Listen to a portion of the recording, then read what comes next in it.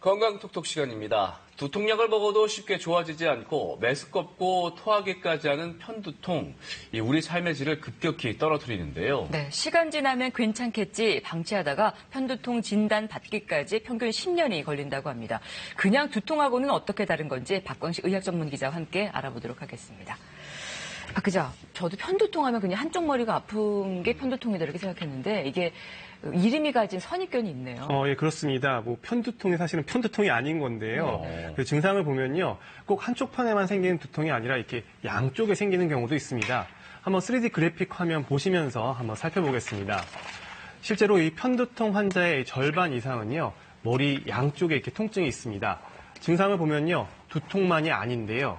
심장이 두근거리는 것처럼 이 박동성의 두통이 나타나고요. 여기에 메스꺼움, 구토 등의 소화기 계통이 불편한 증상도 동반됩니다. 또한 빛이나 소리에 두통이 심해지는 특징을 보입니다.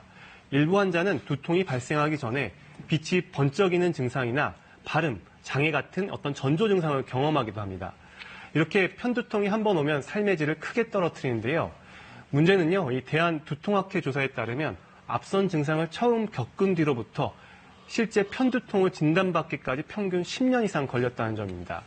게다가 바로 병원을 찾은 환자는 10명 중 1명꼴이었는데요. 이렇게 진단까지 상당한 시간이 소요된 데에는 이 두통을 대수롭지 않게 생각하거나 진통제 하나면 가라앉는다는 인식이 만연해 있기 때문으로 분석됩니다. 자, 그렇다면 머리가 아플 때마다 무조건 병원에 가봐야 되는 거예요? 또 그것도 아닙니다. 머리 아플 때마다 맨날 병원 가면은 너무 자주 가야 될 텐데요. 사실 그런 건 아니고요. 두통은 일단 휴식이나 일반 진통제로 이 통증이 해결된다면 이 병원에 갈 필요는 없습니다.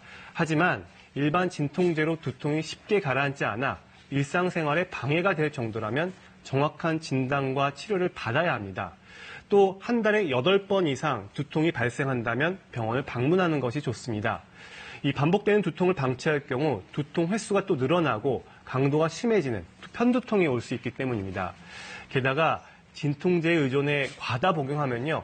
부작용으로 오히려 두통 증상이 악화되는 이 약물 과용 두통이라는 걸 또 경험할 수도 있습니다. 네, 머리 아픈 것만 치더라도 굉장히 신경 쓰이고 참 아프다는 생각이 드는데 편두통하면 좀 더 심하잖아요. 그 고통의 정도가 어느 정도인가요? 실제 이 편두통은 겪어보지 않은 사람은 모른다고 할 정도로 그 두통이 심하다고 얘기를 하는데요. 네. 환자들이 편두통에 대해서 머리에 폭탄이 있는 것 같다, 뇌를 밀가루로 반죽하는 것 같다고 이렇게 표현할 정도입니다. 편두통이 가장 심했을 때 이 통증 정도를 보면요. 10점 만점에 평균 8점으로 출산 시 고통인 7점보다 심한 것으로 확인됐습니다.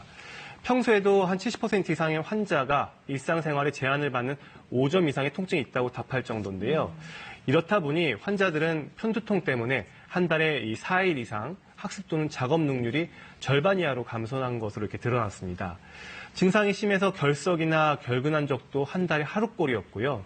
특히 학업이나 경제활동이 활발한 10대부터 40대까지는 이 편두통의 타격이 심각한 것으로 드러났습니다. 그러면 편두통은 어떻게 진단받을 수 있습니까? MRI를 찍어보면 바로 알 수 있어요? 그렇다면 정말 좋은데요. 이 MRI를 찍어서 알 수 있는 건 또 아닙니다. 앞서 이야기한 일반 두통과 다른 증상들이 있었죠. 이것을 문진을 통해서 확인하는 게 가장 중요합니다. 그래서 두통일기를 권장하는데요. 두통이 발생하는 일수와 강도 등을 기록하게 하고 두통을 유발하는 이 음식이나 스트레스 등 환경 요인을 또 따져봅니다. 그렇게 해서 편두통이 낫다면 치료를 해야겠죠. 그래서 당장 통증을 줄여주는 이 급성기 치료와 향후 편두통을 예방하는 치료가 있습니다.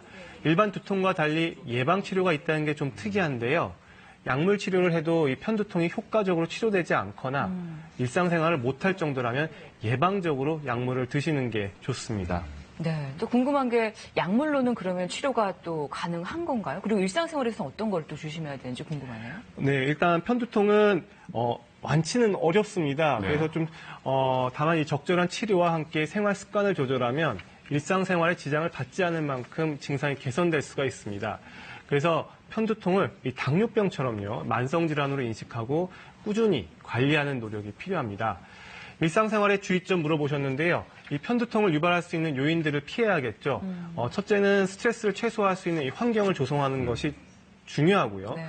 수면 부족도 뇌세포를 예민하게 만들어서 편두통을 유발할 수 있기 때문에 충분한 수면을 취하는 것이 좋습니다.